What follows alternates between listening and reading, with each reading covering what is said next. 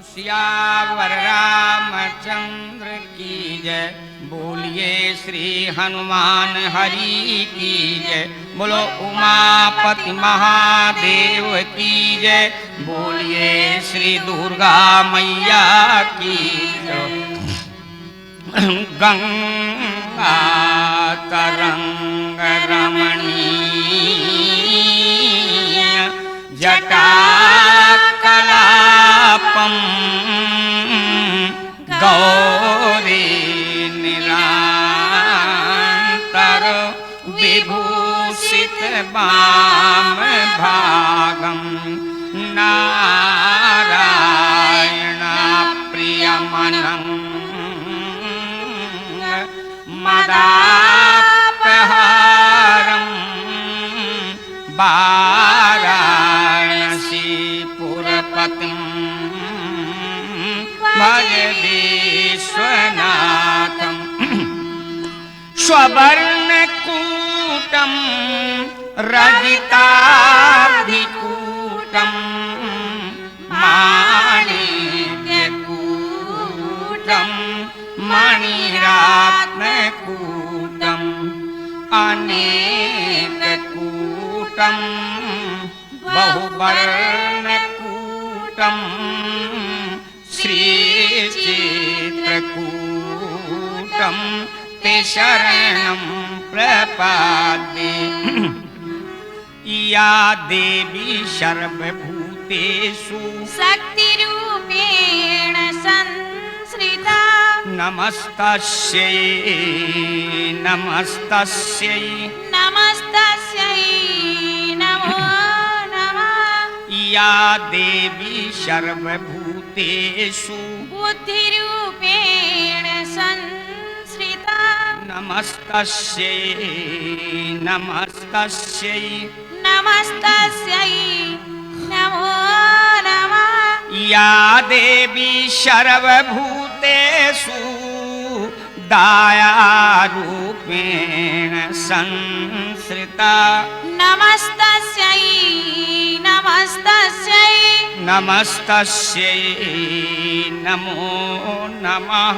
या देवी सर्वभूतेषु श्रद्धारूपेण संश्रिता नमस्तस्यै नमस्तस्यै नमस्तस्यै नमो नमः।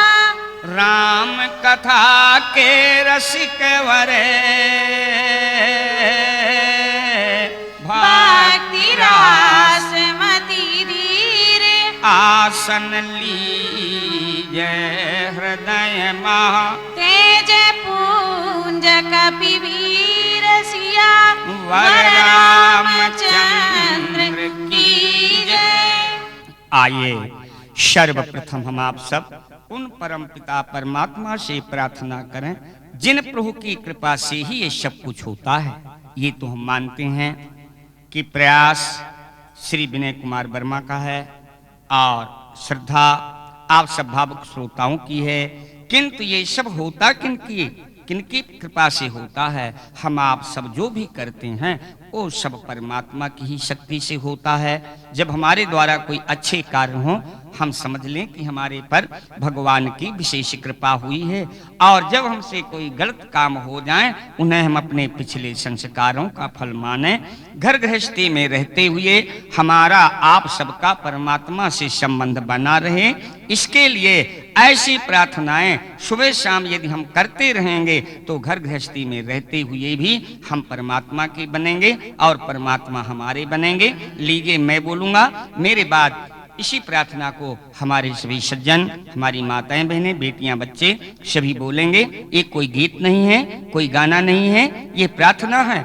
जीवन का मैंने सौंप दिया सब भार तुम्हारे हाथों में। जीवन का मैंने सौंप दिया सब भार तुम्हारे हाथों में। जीवन का मैंने सौंप दिया सब भार तुम्हारे हाथों में। जीवन का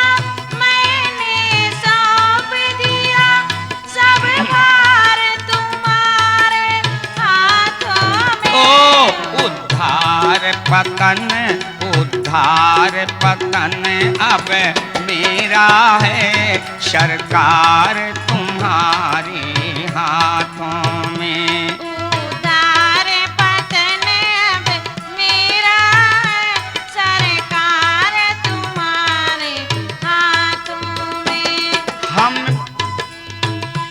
हम तुमको कभी नहीं भजते, फिर भी तुम हमें नहीं तजते।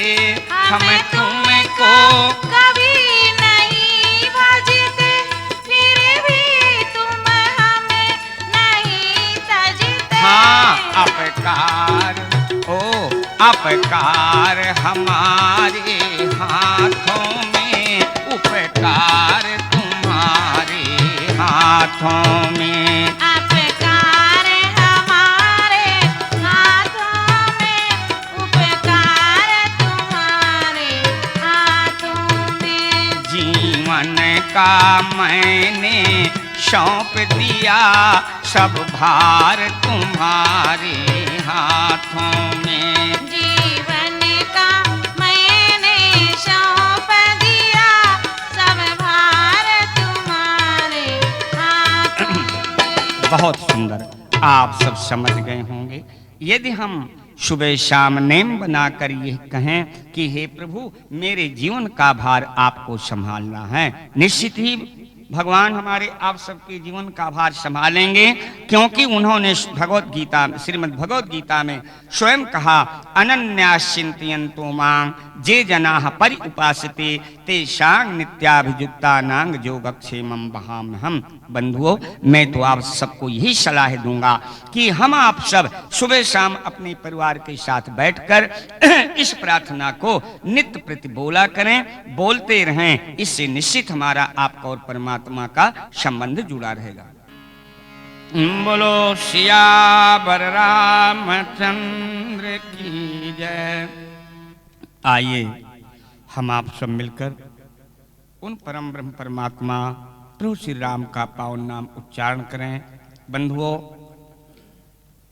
हर युग में भवसागर पार करने के अलग अलग उपाय मनीषियों ने बताए।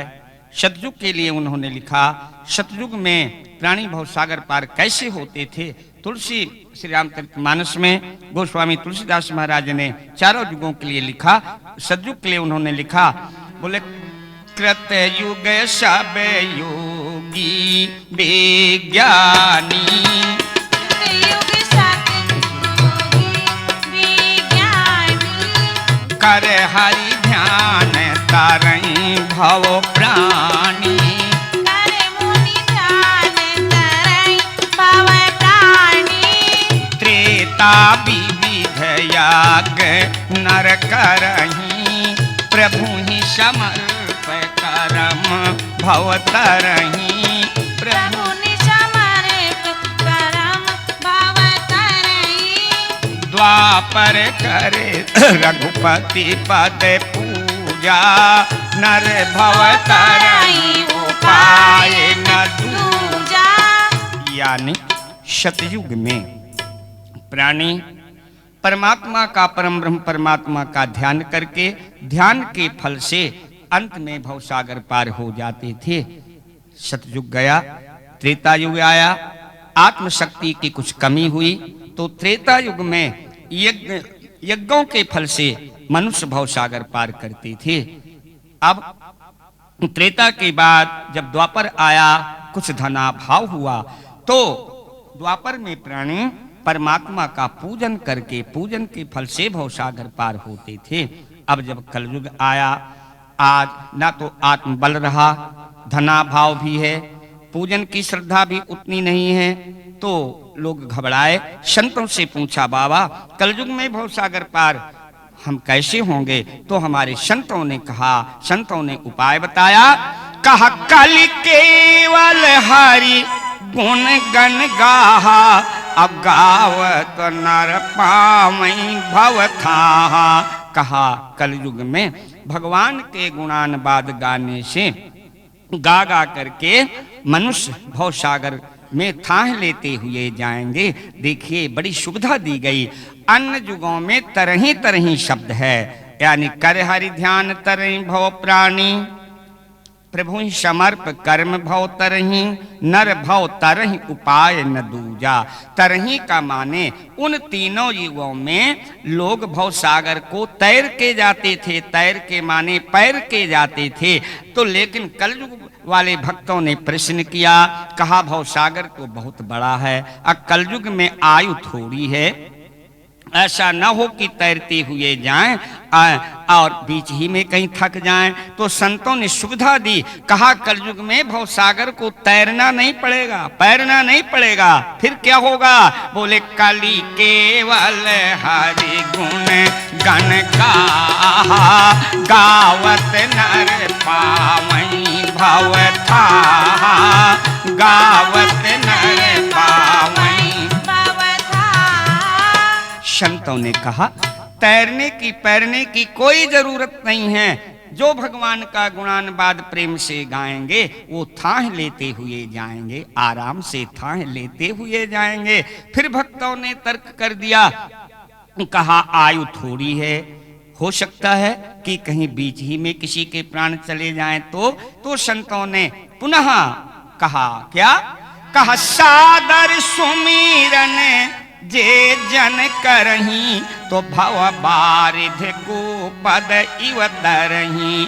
कहा जो आदर पूर्वक परमात्मा का स्मरण करेंगे उनके लिए ये संसार सागर गोखुर के समान हो जाएगा, गोखुर के समान। फिर भक्तों ने कहा बाबा इस संसार में बहुत से अंधे लूले भी हैं, हो सकता है उनका पांव उसी गोखुर के गड्ढे में पड़ जाए तो क्या होगा? तो अंत में संतों ने पुनः सुविधा दी, कहा नाम लेत भव सिंधु सुखाही, करहु विचार सुजन मन माही।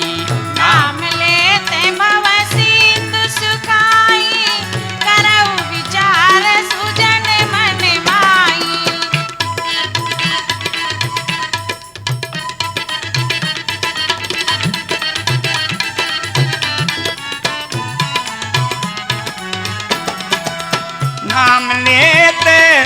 नाम लेते भव सिंधु सुखाही, करिय विचार सुजन मन माही। आइए प्रभु का पावन नाम उच्चारण करें, आप सभी बोलेंगे श्री राम जय राम जय जय राम। श्री राम जय राम जय जय राम। जय जय धनु सरधारी राम, जय जय धनु सरधारी राम। जय जय अवध बिहारी राम। जय जय अवध बिहारी राम। श्री राम जय राम जय जय राम। श्री राम जय राम जय जय राम। जय जय मंगल भवन अमंगल हारी, मंगल भवन अमंगल हारी। द्रवाहु सो दशरथ अजीर बिहारी। प्रवाहु सो दशरथ अजीर बिहारी। जनक सुता जग जननी जाने की, जनक सुता जग जननी जाने की। अतिशय प्रिया करुणा निधान की। अतिशय प्रिय करुणा निधान की। ताके युग पद कमल मनाऊं, ताके युग पद कमल मनाऊं। जासु कृपा निर्मल मति पाऊं। जासु कृपा निर्मल मति पाऊं। श्री राम जय जय राम। श्री राम जय जय राम। भज मन मेरे आठों याम, भज मन मेरे आठों याम। क्या? श्री राम जय राम जय जय राम, श्री राम जय राम जय जय राम। बोलो सियावर रामचंद्र भगवान की जय। आइए आज के सत्संग के संदर्भ में आप सब क्या सुनेंगे। ये भारतवर्ष धर्म कर्म भूमि है, धर्म भूमि है। जैसा कि श्रीमद् भगवद गीता में कहा गया, धर्म क्षेत्रे कुरुक्षेत्रे संवेता जुजुत्सवः। श्री रामचरितमानस की एक एक अर्धाली हमें क्या देती है, क्या दे सकती है।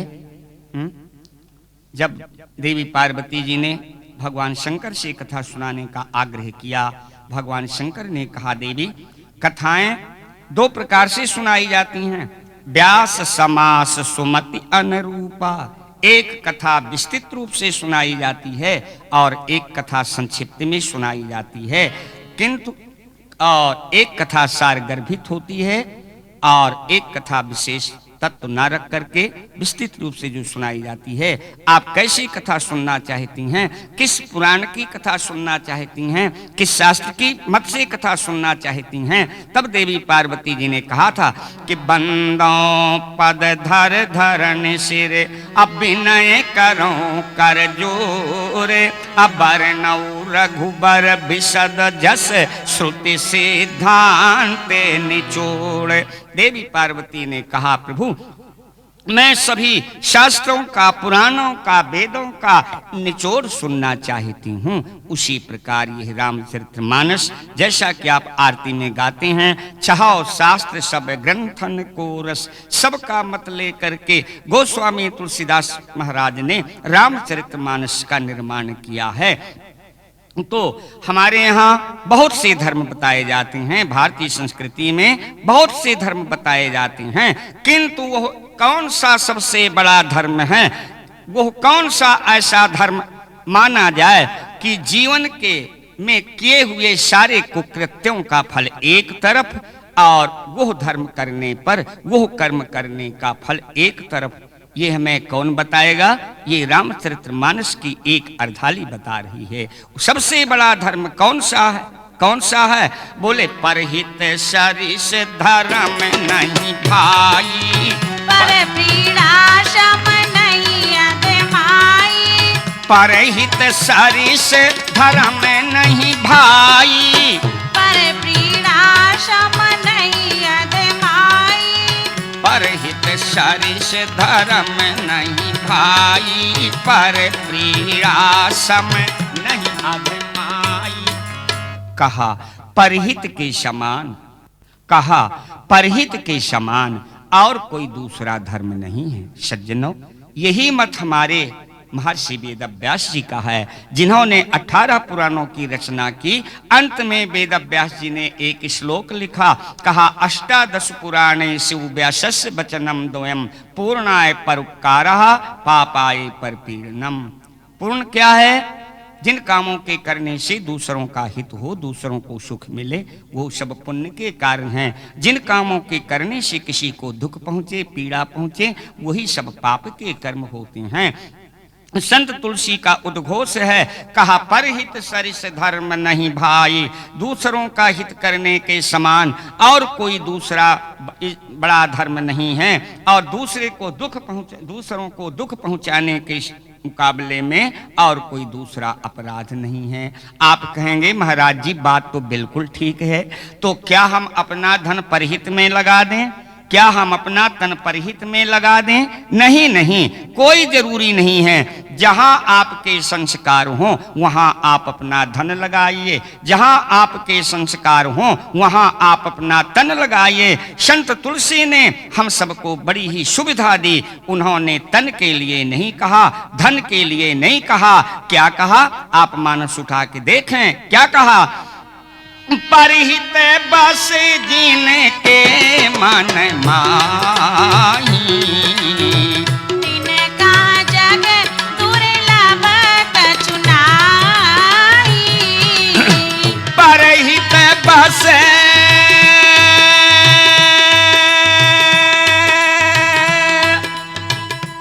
परहित बस जिनके मन माही, पर पीड़ा सम तिन कहाँ जग दुर्लभ कछु नाही।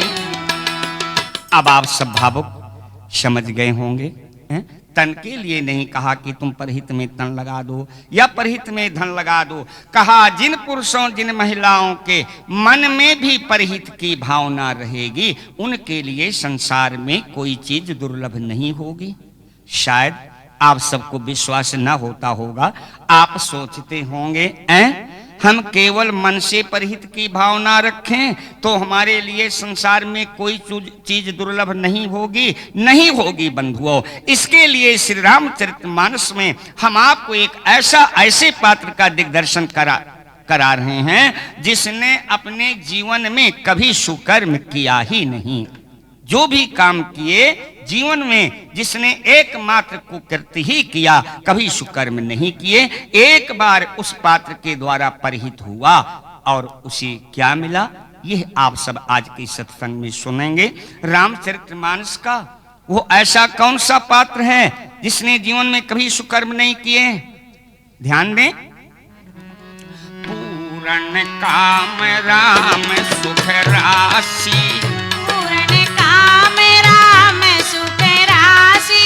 मनुज चरित कर अज अविनाशी, मनुज चरित करे अजय अविनाशी। आगे परा गृधपति देखा, आगे परा गृधपति देखा। सुमिरत राम चरण जिन रेखा, सुमिरत राम चरण जिन रेखा।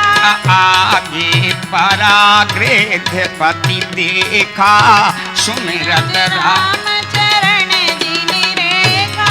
आइए आरण्य कांड अंतर्गत प्रभु श्री राम कबंध इत्यादि राक्षसों का विनाश करने के पश्चात अपनी खोई हुई अघटित घटना पटी प्राण बल्लभा वैदेही नंदनी भगवती श्री सीता जी को खोजते हुए पंचपटी से चलकर प्रभु दंडकारण्य की ओर प्रस्थान कर रहे हैं। जाते समय प्रभु ने एक दृश्य देखा, एक झांकी देखी। क्या? आगे परा गृधपति देखा। प्रभु श्री राम ने घायल गिद्ध जटायु को देखा। सीता जी के छुड़ाने में दुष्ट रावण ने जिस जटायु के दोनों पंखे काट लिए हैं, पंखों से रक्त की धारा प्रवाहित हो रही है। बंधुओं, गिद्ध जटायु की बड़ी विचित्र स्थिति हो रही है। किसी ने बड़ा सुंदर पद लिखा है। जटायु की क्या स्थिति है? अति घायल दो कटे पखना, पतऊ रसना रटे लाती रही। अतनु तीर अधीर पर तब हरि नाम की प्रीत सुहाती रही। रघुनाथ दशा तेहि कै लख कै, केहि कै उमगे बिनु छाती रही। अगति गिद्ध की देखे दयानिधि को, सुध सिय के शोध की जाती रही। लिखा आगे परा गृधपति देखा, सुमिरत राम चरण रज रेखा। आगे परा गृधपति देखा, सुमिरत राम चरण रज रेखा। सुमिरत राम चरण जिन रे।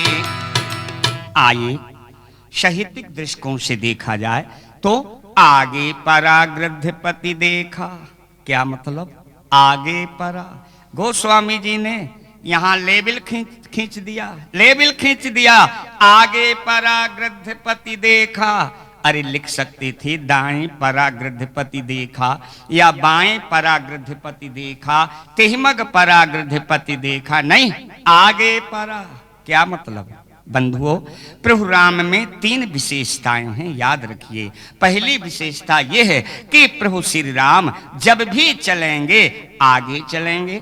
आप कहेंगे ये कौन सी विशेषता है, हम भी तो दिन भर आगे चलते हैं। नहीं, हम आपने तो लेफ्ट राइट सीखा है, हम पिछल जाते हैं, हमारी योजनाएं पिछल जाती हैं। किंतु आप पूरा रामचरितमानस पढ़ डालिए, प्रभु श्री राम के कोई भी काम, कोई भी योजनाएं पिछली नहीं है। इसीलिए गोस्वामी जी ने प्रभु श्री राम को सदैव आगे ही चलना, आगे ही चलने के लिए लिखा। आप देखें, आगे चले बहुरे रघुराई, ऋषमुख पर्वत नियराई, आगे राम लखन पुनि पाछे, मुनिवर वेश बने अति काछे, पुनि रघुनाथ चले बन आगे, मुनिवर विपुल, मुनिवर वृंद विपुल।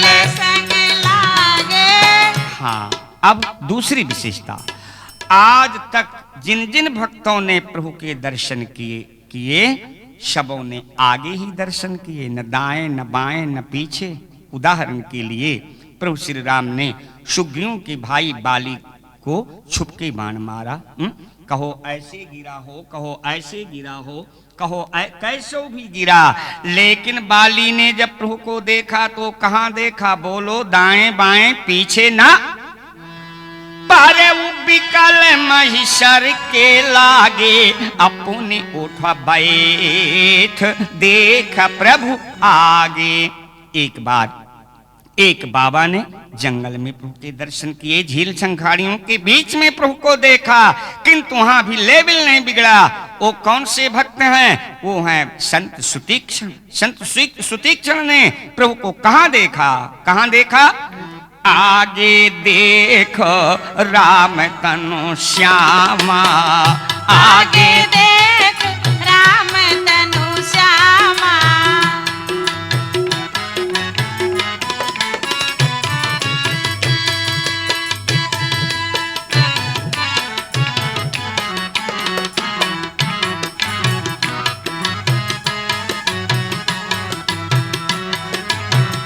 आगे देख राम तनु श्यामा, आगे देख राम तनु श्यामा, सीता अनुज, सीता अनुज सहित सुख धामा, सीता अनुज सहित सुख धामा, सीता अनुज सहित सुख धामा। हाँ, और प्रभु राम ने जिनको देखा अपने आगे ही देखा। एक बात और बताएं, प्रभु राम का आगे आगे सुनते सुनते रावण जल भुन गया।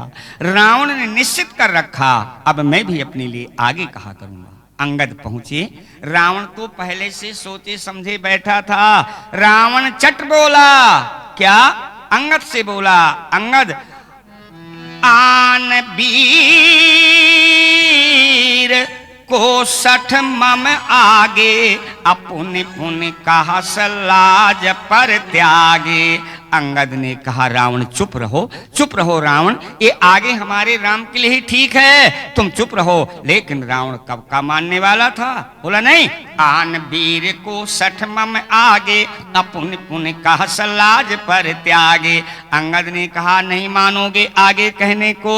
रावण बोला, नहीं मानूंगा। अंगद ने कहा, तो समझ लो, समझ लो। अंगद ने कहा या को फल पावहुगे आगे, अब बानर भालू चपेटन लागे, अतौ सिर निकर कपिन के आगे, अपरि हैं धरणी राम सर लागे।